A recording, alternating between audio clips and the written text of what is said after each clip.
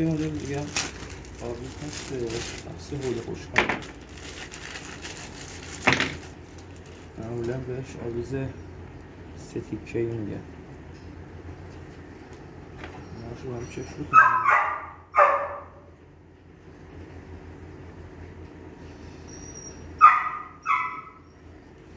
خب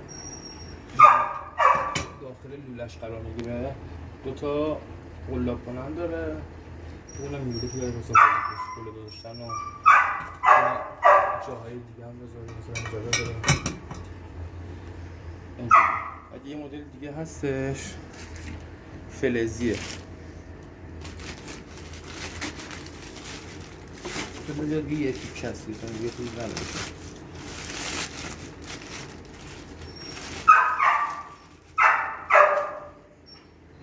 قلاباشو بذاری داخل اینجوری قرار میگیره روی حوله خوشکن.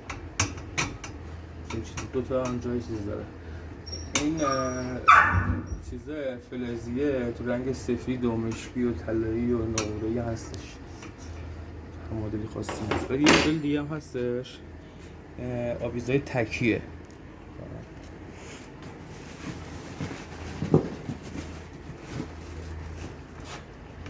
آویز تکیه اینجوری